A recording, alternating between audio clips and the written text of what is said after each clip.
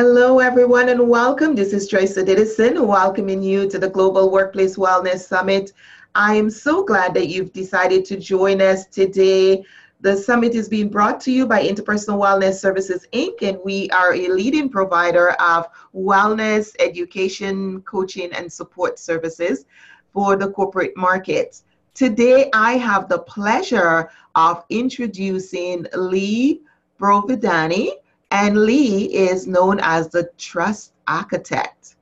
Lee is an international speaker, author, and consultant, and she was recently honored at Trust Across America as the 2017 Top Thought Leader in Trust. Lee is the author of 2 books, Trust: Secret Lessons from an Inspired Leader and Rebuilding Trust, plus countless business articles on the subject. Lee has worked with companies and individuals in North America, Europe, in India, Indonesia, Singapore, Africa, and soon China, probably already. She's a keynote speaker. And Lee, thank you so much for being here. We look forward to what you're going to present for us. So what can we expect to hear from you today, Lee? Well, first of all, we're going to really delve into what trust is. And because this is the Global Workplace Wellness Summit, I'm going to start out talking a little bit about the effect trust has on our health, because it definitely has an impact on our health and it's been well documented. So at the end of this, you should have some actionable things that you can do to actually increase the trust. And I think something that's really important, you know, those people that you meet and you sometimes wonder, I'm not quite sure why I trust them or if I can trust them.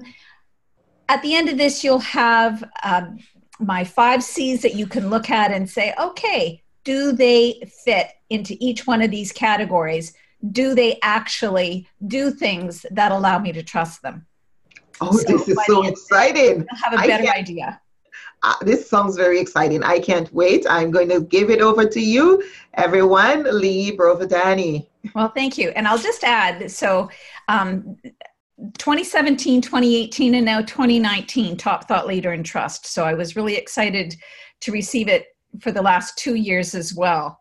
So congratulations. Well, thank you. So I don't know, I'm getting a bunch of things. Trust is your willingness to be open and vulnerable based upon those positive expectations. So when you think about trust, what is it that comes to mind? And I've had a lot of people give me different explanations and definitions of what they see as trust. And then I loved what Brene Brown said, and I don't know if any of you watch some of the YouTube videos or TED Talks, but Brene Brown talks about vulnerability. And she says that vulnerability feels like courage and sounds like truth. And courage and truth can sometimes be a little scary, but they're never a weakness, they're always a strength. So vulnerability is really about being courageous, because it's really easy to say, well, I don't trust anyone, and shut yourself off. In order to trust, you have to be willing to open yourself up and trust someone before you have proof. And so there's a bit of a difference between trust and reputation, because a lot of times we say we only want to trust people if we know what their reputation is. Reputation is a backward glance. So the reputation are things that we can look at around what people have already done, where trust is forward thinking. We're trusting someone based on what we expect them to show us in the future. So trust really is about being courageous and having those positive expectations around another person or a place or a thing. So we trust companies, we trust people. So that gives you a little bit of an idea of what trust is. But I wanted to show you a video. I mailed it to a friend in Abu Dhabi. That's pretty easy. That other team would have tortured you for that information. I didn't trust them. I trust you. Now, why would you trust us? You barely know us. Ex-cop, military, something like that. I bet you took out some guys, shows training. Tech guy. Double alpha. Man candy. You know what I'm saying? Man, sit your candy ass down. Disrespect is real around. Life is binary. Zeros and ones. Only two things keep a group like this together. Fear or loyalty. And I don't see a drop of fear among you guys. So the reason I wanted to show that is a lot of times we think that distrust is the opposite of trust, but it's not. Fear is the opposite of trust. And there's a lot of things that are happening in our brain when we have a physical response to somebody. When we feel fear, our amygdalas are activated. And for some of you who are familiar with all of the operations of the brain, you'll know that, the amygdala, and you've heard of maybe fight or flight. So when something happens that really scares us, our amygdala is engaged. And what happens is our thinking brain shuts down. So the prefrontal cortex that gives us all of that logic and evaluations shuts down. And all of, if you ever had something that's happened and you've been really frightened, and then someone asks you a question and you can't think of the answer. It's something that you've always known, but you're going, oh gosh, I don't know. It's because the hippocampus also shuts down, because when we go through a fear response, our body wants us to react right away. So it shuts everything else down so that we can just deal with what's happening. Well, there's a lot of other things that are happening as well.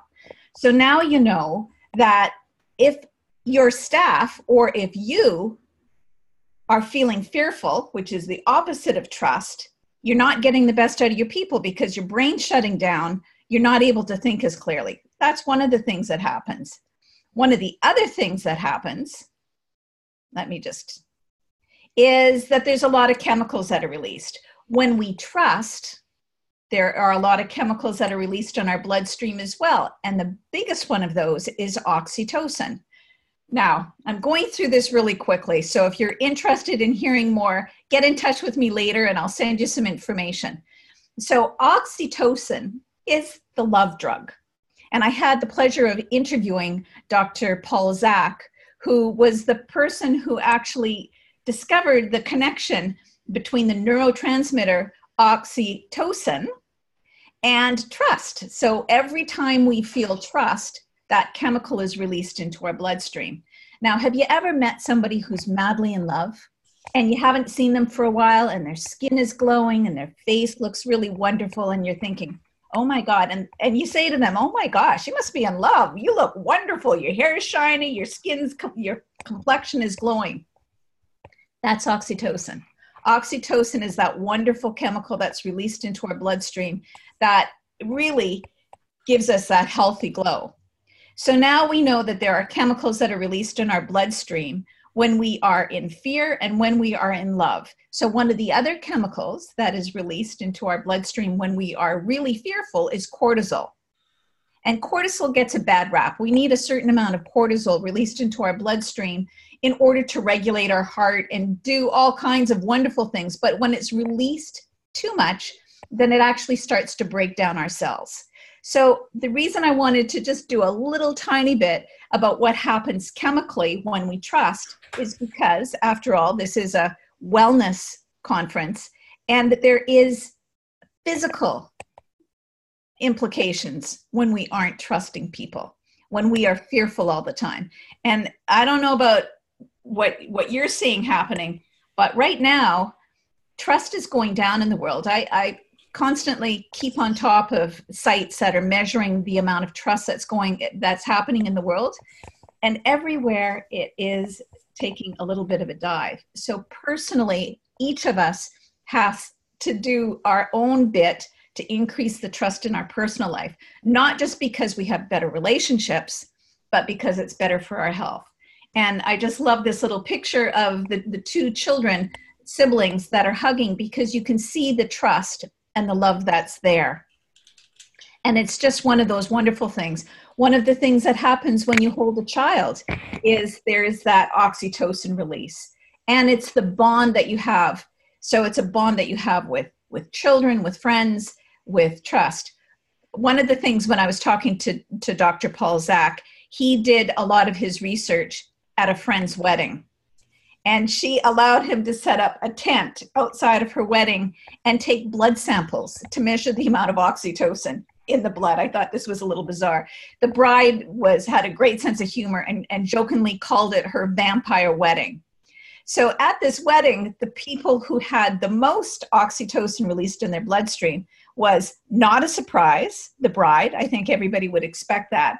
And who would you think would be the second person who would have the most oxytocin in their bloodstream? Anyone have a guess? Well, because I can't see the answers, I'll tell you, it wasn't the bridegroom. He had oxytocin, but not as much.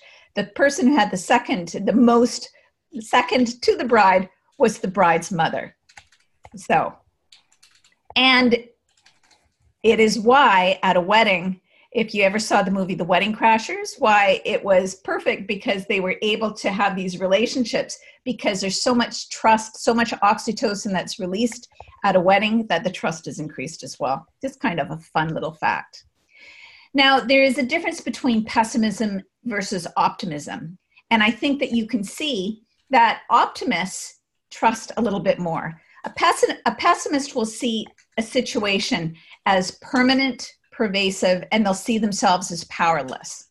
And so if a situation happens, and if you look at it with that pessimist mindset, then you'll say, oh my gosh, like I didn't get this contract. I'm never going to get any other contract. I'm not going to be able to pay my bills. This happens to me all the time. Life sucks and I can't do anything about it. I think all of us have met people who have that kind of pessimistic personality to it. An optimist sees it differently. They could see the same situation and they can say, listen, this is just temporary. They might not have picked me. Someone else might have come along that had a better price. Who knows? Or maybe I'm going to get a better deal down the way. That's why it happened. It's a one of, it's not going to go on and on and on. And if I make more effort, if I keep at it, I'm going to get all kinds of other contracts. So a pessimist and an optimist see things differently. And an optimist obviously has a bit better opportunity to trust. High trust companies have 40% less burnout. You can see a lot of the stats. There's 70% less stress within the organization. For anyone who is a health provider within an organization, you know the cost of having employees who have to take time off because of health issues. And if there's a lot of stress within an organization, the actual time off increases. You have more employees who are complaining and who have more health problems. So high trust companies actually have less health issues than low trust companies. There's 50% more productivity. It goes back to that first slide that I showed that shows that when you're constantly engaged in fear, you're not as creative. So if there is more trust, there's also more creativity, there's more productivity, and they're more energized at work. I can walk into an organization, and I bet all of you can too. You can walk into an organization and you can feel organizations where there's a lot of trust because you can hear it in the laughter that you can hear in the hallways, people sharing and talking. Have you ever walked into an organization and it is totally quiet and you walk in there and you can almost feel the oppression? I can tell you that they are not doing as well as they should. And a lot of times those companies are the ones that, not a surprise to anyone, eventually don't last. So let's get into my 5, what I call the tenets of trust. And, I kind of had fun with this. I like the tenets because it's principles. And I've had more than one person say to me, Lee, you can't use the word tenet. No one knows what that means. And I'm an optimist and I think, I'll bring it back. It was really popular in the 1900s. So a tenet is a principle that we can live our life by. So I call mine the 5 tenets of trust. And they all work together. And to make it really easy, they start with the letter C, so you can remember them. The first one is about caring. We will trust people if we believe they genuinely, generally, and genuinely care about our well-being. And if they're not, they don't punish us every time we make a mistake, if they use it as a learning opportunity. Now, if you've got someone who's working for you, and it doesn't mean that someone messes up all the time and you're just supposed to constantly be retraining them, that's a different situation. But if someone makes a mistake, not embarrassing them in front of people, talking to them, using it as a learning opportunity, shows that you care. Management stands behind its employees. You've heard that term, throw them under the bus. Well, at a company where people care about you, they stand behind their employees and they support them. They get to know people personally. And the reason I put that, I did some work with the Canadian military and I absolutely loved working with them. And one of the fellows told me about a captain that he had on board one of the ships that he was on. And the first leader would come on board and he would walk around and he got to know everybody. And so when he walked around, he could actually have conversations and he knew people's children's and who was getting married, whose partner was, if they were going to have another child. He knew a lot about them and could have those conversations. Everybody felt that he cared personally about them. He left and he was replaced by another leader. And he came on and they called him the attaboy captain. And the reason being, he would come out and they said they could almost look at their watch and say, oh, it's 2:00. It's time for the attaboy. And he would come on and he would go up to someone and say, how are you doing? Good job, attaboy. How are you doing? I can see you're working hard. Attagirl, attaboy. And so they called him the attaboy. And they didn't really believe that he cared about them personally. He followed a book that said, at this time of day, go around and talk to your people. But it wasn't sincere. The first person, they said they would have followed him anywhere, and they listened to what he said, and they believed that he had their best interests at heart. The second person, they really didn't believe he cared about them, and they really didn't want to follow him. It can make such a difference. It's those small things that you do. I had a young woman that I coached, and she was trying to get a promotion within the company, but she was such an introvert, and she believed that no one liked her. And so I coached her, and I said, what I want you to do for a week is when you go for coffee, find someone and ask them to go for coffee with you. And she said, I don't want to do that. No one likes me. And I said, just try it. That's why I'm your coach. Try it and see what you do. And if they say no, just say, can I bring you back something? Within a week, her boss called her in and said, people are saying that you've gone through a transformation. Like, what has happened? People can't get over how much you've changed. She just added that one small thing. And all of a sudden people could start seeing that she actually was a nice person. She ended up getting a promotion. Now there was a few more steps involved in that, but it's not big things that usually create that caring feeling. It's a bunch of small things that you do on a daily basis. The next one is around commitment. So the first one is around caring. The next one is around commitment, keeping your word. So if you say you're going to do something, then you either ask to be released from it or you keep your word. Makes sense, right? A lot of times, how many of you have ever done a volunteer committee? Because I've done a lot of volunteer work. And when you do that, you get a lot of people, or you hope you get a lot of people at the beginning, but a lot of times it doesn't last. So the people that you trust are the people who keep their word even long after they've given their word. So doing what you say you'll do long after the time you said it has passed. So stick with the task until it's completed and don't give up. It means keeping at it. I've trained for long runs and marathons and everything. And I can tell you, when I first decide to run, I say it and I think, oh yeah, I can do this. And then 4 weeks later, I'm thinking, oh, why did I do this? But I've got this thing that once I've made a commitment, I follow through. And that's part of trust too, is trusting yourself. What commitment have you given to yourself that you sometimes don't carry through? So the first part of it is committing to yourself and then committing to others. The third C is consistency. So if I say I do this and I do something else, then that's not consistent. If I say that I can create the PowerPoint, for example, with you, Joyce, if I said, oh, of course, yeah, I can put together a PowerPoint and then wasn't able to do it, then my words and my deeds don't match. And that develops a little trust fracture. So it's adhering to a code of conduct. What is it that your company asks you to do? And does what you do and what your company asks you to do, are they consistent? You know, there's that old phrase, everyone's singing from the same songbook.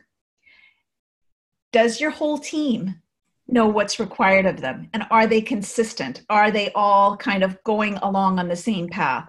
And the rules are consistent for everyone. There's consistent expectations.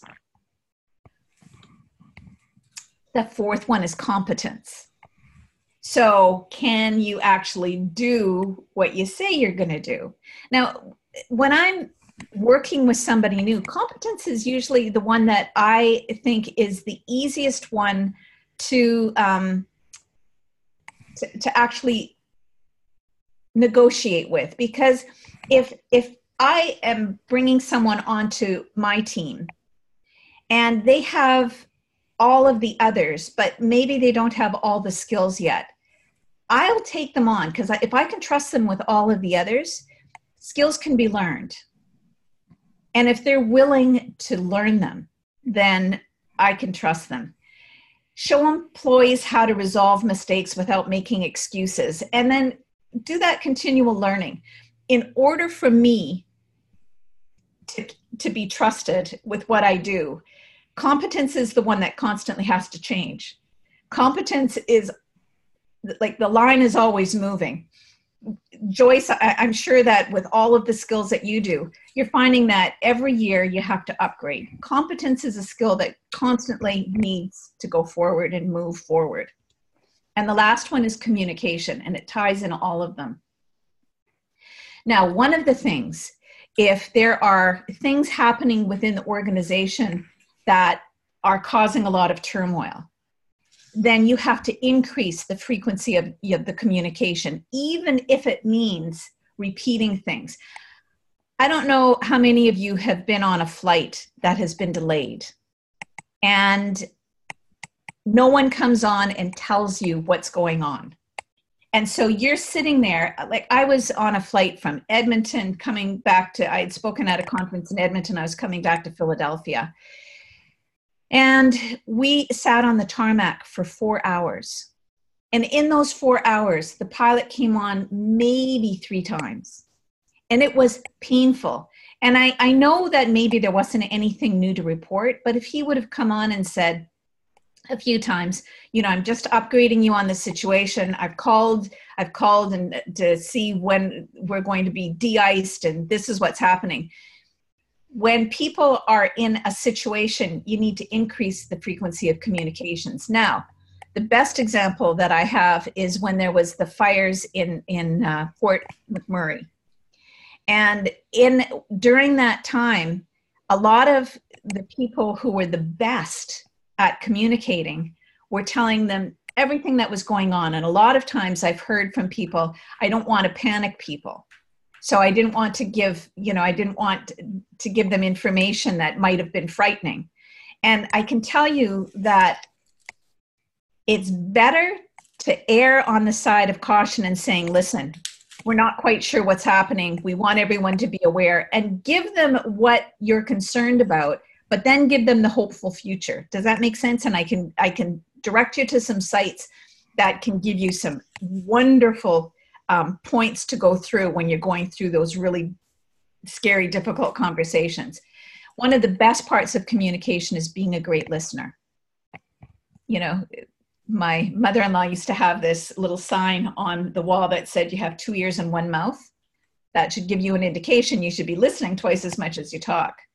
You should be able to articulate the mission, the vision, the goals, and all of the objectives for not just the organization, but for the tasks that people are going through. If you're working on a project together, everybody should know what's going on. And you should have a communication plan for delivering good news and bad news. And it should be done before anything happens. The time to have that communication plan is when things are okay. So if the worst does happen, people can trust that you've got a plan in place. So trust really is around being able to show that you care, you are committed, you're consistent in your words and deeds, you are competent, and you communicate on a regular basis. Now, there's trust at 3 levels. How can you trust somebody else if you don't trust yourself? And so trusting yourself is being able to look in the mirror and liking the person, because remember how I said love and fear are opposite ends of the trust continuum? If you really want to trust yourself, you have to love yourself too. And I did this little exercise. I felt like a complete idiot for quite a while, but got over it. I did Louise Hay's 21 Days to Loving Yourself, and I would recommend it to everyone because it really works at getting at that self-trust. And it's being able to look in the mirror and being able to say, you know, if you can't say I love you to yourself, which, you know, if you were like me and raised in the kind of household I was, you felt a little silly, but at least being able to look in the mirror and say, you know, I think I'm starting to like you, and then developing it into love. So that self-trust is really important. The next one outside of that, so if you're looking at it, and we'll get into some circles later, the next one is relational trust. So that relationship that you have with other people. And what is that like? So it starts with yourself and then it goes to other people. And that relational trust really is pretty simple. You use those 5 C's. And they also work in organizational trust. How does the company show that they care about you? No one wants to feel like they're just a cog in the wheel and that, you know, anyone can be replaced. And lots of stories around that. I worked with a woman who, her staff knew so little about her that when she told them that she was going to be taking a long weekend because she was getting married, they didn't even know that she was single, married, or whatever. She felt like her personal life should be kept so personal. And they believed that she was competent, but she shared so little of herself. They didn't believe that she cared enough about them to defend them if something happened. And she couldn't understand why people didn't trust her, but it was because she was just so closed. So organizational trust organizations are run by individuals. So all 3 of these are important, and they all work together. When you see that, fish don't talk about water, what do you think? Well, the whole thing is, trust is a lot like money. We really don't notice it until we don't have any. And it's like fish don't talk about water. Fish don't talk about water because they're swimming in it. So it's always there. They don't have to talk about it. But take them out of the tank, and then it would be something that would be dire. So if you don't have to think about trust all the time, then that's probably a good thing. Trust is something that needs to be developed and it needs to be nurtured though. So you need to be able to look at trust on a regular basis. So I want you to do this little trust check right now. So the first thing is I want you to think about a person. And when you think about them, what comes to mind? Because trust exists all through there. So what do you think? If I think about Joyce, everything I've met about Joyce allows me to trust her. So when I think about Joyce, I think, yeah, I can trust Joyce. That is a cognitive process. And then the next part is, what do you feel? What does your heart tell you about the person? And because our heart has a wisdom as well. And then the third check that we do is our body check. We hold emotions in different parts of our body. So have you ever noticed that, there are some people that when you see them, your shoulders get closer to your ears, or you feel a little bit of tenseness? If you're doing a trust check, what do you think? What do you feel? And how does your body react? You can do that trust check when you're going there. And if any of those come up, just get curious. It's not that you may trust or not trust them, but get curious and start asking yourself more questions and start exploring. Start looking at those 5 C's around, is it around care? Do I believe that they don't care enough about me? Is it, I believe they're not competent enough? And then you can start figuring out where the problems exist and maybe what you need to work on. So with your staff, if you were to say to the people that work with you, on a scale of 1 to 10, how respected do you feel? And get a number. And then ask again, on a scale of 1 to 10, how appreciated do you feel? And then finally, obviously, on a scale of 1 to 10, how supported do you feel? Now, it's a really quick check. And if it comes back less than 10, then ask what you would have to do or what needs to be done in order to raise that number. If people are not feeling respected, appreciated, or supported, then there's some problems with trust. But asking these really simple questions can raise that level. And it gives you some really solid information to actually increase it. So here's some questions you can ask around, do I trust? So think of somebody. I trust to be skilled and efficient in what they do. I trust them to keep their promises. Do they keep their promises?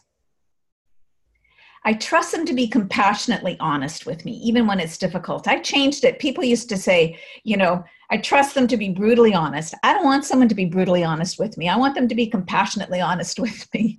I want them to care enough about me that they care how I feel and how I'm going to take that. And I think most people do. So if you're going to be honest with someone, be compassionately honest. Think about how they might feel when you're giving them that honesty.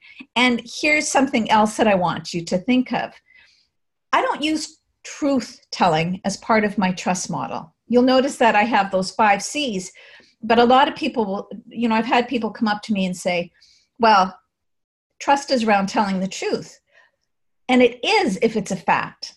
But too many times we will disguise truth as an opinion, or we'll disguise truth as, it's a belief. So for example, if I was to tell you about the astronaut program, as of 2013, there have been 497 astronauts in the program. And out of that, I think 57 of them were women. So 497 astronauts and 57 were women. That's a fact. And so we could say that that's the truth because we can verify it. We can go back through the records. An opinion would be women are discriminated against in the astronaut program. May or may not be true, but it's an opinion. It doesn't have, it's not necessarily the truth. A belief could be women should not be in the astronaut program because they're physically inferior or they don't have the capacity for it. That's a belief. It's not my belief. So you can see that there is a difference between telling the truth. Is it a fact, an opinion, or a belief? Finally, I trust them to be committed to the task at hand. If you want people to trust you, you have to trust them. Trust is like a game of tennis. It goes back and forth.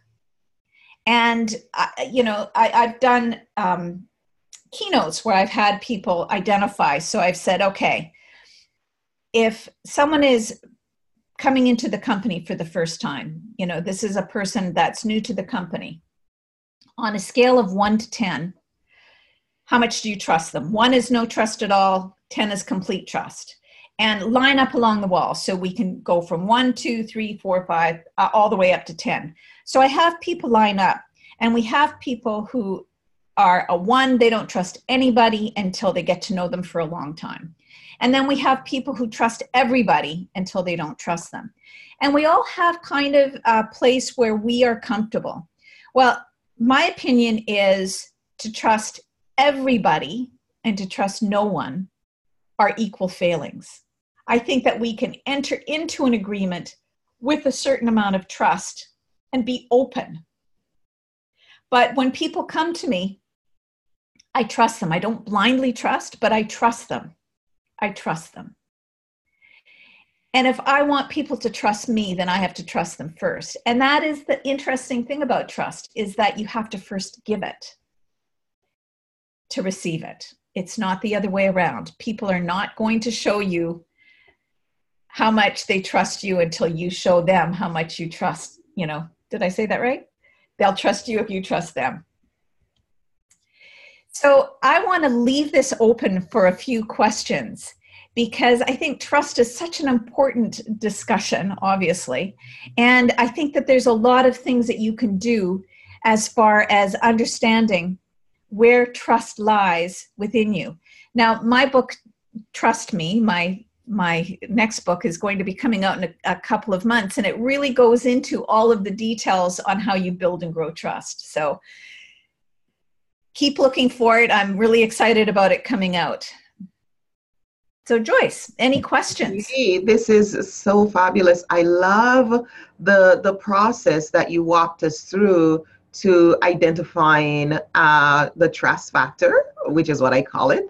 But I also really like that you're giving us examples of how we can increase our trust factor as well, because all of us may at some point would want to develop more trust. And for those of us on here, trust influence. Trust actually does give you more influence with others. And in order for us to have more influence as leaders, as even as consultants, as business owners, as employers, we need to have a higher level of trust. So what are some key things, if I was looking to build trust quickly, that I could just stop doing that would, or start doing that would help to start build that trust piece into my relationship as a leader? Okay, so the first thing that you can do is find out things about people. Start asking them questions. Become interested in what they're interested in.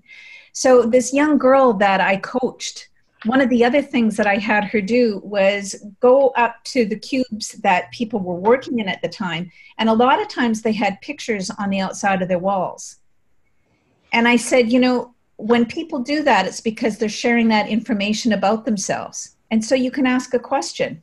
If you see a picture of someone who's posted a picture of their holiday, go up and say, wow, that looks like a fabulous holiday. Where did you go? So being interested, showing you care about them. It's the small things.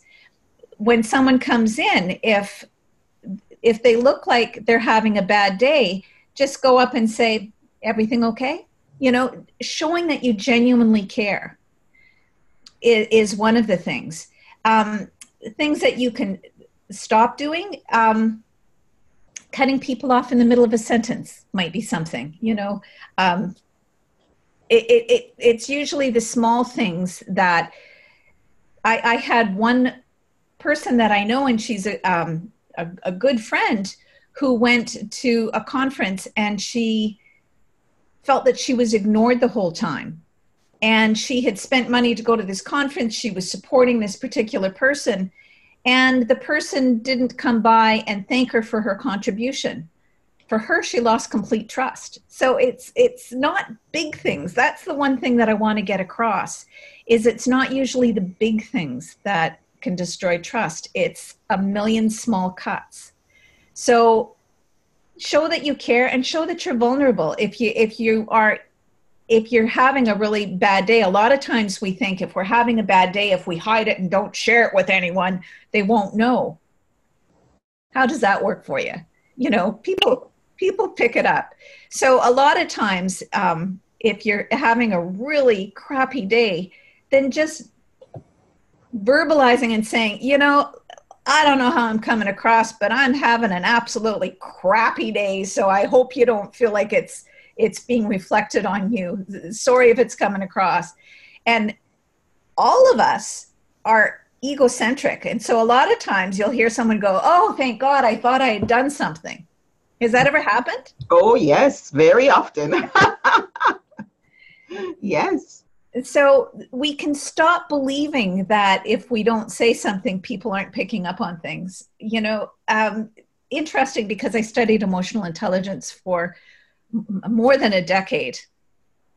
Our brain waves can only be measured like a few inches outside of our brains, but our heart wave can be measured.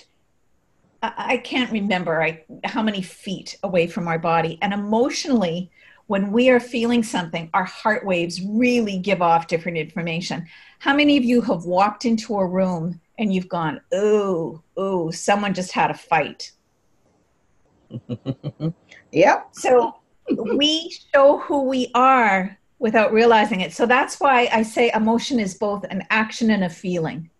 So trust is both an action and a feeling, excuse me. So if you are feeling really funky and are having a crappy day, then you don't have to tell them what's going on. You don't have to disclose everything that's going on in your life. Sometimes that's too much of an overshare. But you can say to them, listen, like if I'm pulling myself back a little bit, I just need a few minutes to deal with some stuff. It has nothing to do with you. So what I'm taking away is showing that vulnerability, showing your humanity is a great way to build trust. And I think when you think of people like Mother Teresa, and so it was the humanity that people trust, loved, and liked them because they were showing themselves and they showed they cared for others. And that's so important. Absolutely. And then, the big rule of trust, do what you say you do. If I say that I'm going to, like with Joyce, if I would have said, yes, I'll do this, and then a day before I would have said, oh no, like I've got something else to do. If I say I'm going to do something, then show up and do it. If I say I'm going to meet you for lunch, then show up for lunch. Now, I'm at that age where if it's not written down, it didn't happen. So if I say, like I've called a friend and we've been talking and we've said, okay, well, like we're going to talk again, and we give the date. And then if I don't write it down right away, it's gone. Mm-hmm. So even there, like you do what you say you'll do, but be open and forgiving because people will screw up. And there is this lie that's been perpetrated, and it's not true. I can tell you as the trust expert and architect, it might take a lifetime to build trust, but it's not gone in a moment. It's not. Mm-hmm. We invest in trust. And so I love Stephen Covey's emotional bank account, where we constantly put money into this emotional bank account. I call it the trust account. You keep putting trust in, you put trust in. And then if I screw up occasionally, I can make a little withdrawal, but there's still a balance there. Okay. So that really gives the notion that you can do one thing that really removes the trust. I think there are some circumstances where that is the case, where we've put a lot of trust in our leaders, and there are some things that will break the trust. But I like the part that forgiveness, and I think sometimes when we look, we see that people forgive people even after they've done really horrendous things. And that may be the social bank or the trust bank account that they have built with those people, ensure that there was something left to build on after. And I think that's so beautiful, because we now have some strategies for our relationships, ensuring that we are building those trust accounts. So when something does happen, we're not gone broke. Yeah. It's the same reason people will say, in a marriage relationship, because a lot of times we think of trust in that respect because of the commitment side of things. And people will say, how could he or she have taken them back? They had an affair. Mm-hmm. But if this was a one of, and they've built a lot into that trust account, and I'm not someone who's that judgy. So you think you don't know what they have had invested into that trust account. You don't know what's happened there. So even in those relationships, it has to be a personal decision, and only the person who is allowed to determine whether or not they trust or don't trust can determine how much of the trust account is left. Does that make sense? It makes perfect sense. So those of you who are listening, do you have any questions for Lee? Is there anything you wanted her to clarify about trust? Or any questions? What are your takeaway? What are you taking away from today's session? What are the key things that stood out for you on this presentation about trust? Because for me, it really is the vulnerability, being human, letting people see that you have a belly button. It is so important. And of course, the reminder of that trust account, and being able to taking the initiative to show people you care. Are there any other things that you're taking away? All right, well, let's join with me to thank Lee. This is Joyce Edison, and I'm coming to you. The session was brought to you by Interpersonal Wellness Services, Inc. And we had the opposite of trust is fear, taking away compassionate honesty and a new perspective on truth telling. Thank you, so true. So these are some of the comments, Lee. Thank you so much for those of you who tune in. And we have an upcoming presentation in a short while. Join us, and we're looking forward to your comments and your feedback on the Global Workplace Wellness Summit. Thank you for joining us on behalf of Interpersonal Wellness Services, Inc. Lee, thank you so very much for being part of the Global Workplace Wellness Summit today. Take care and be well. Great. Thanks, everybody. Hey.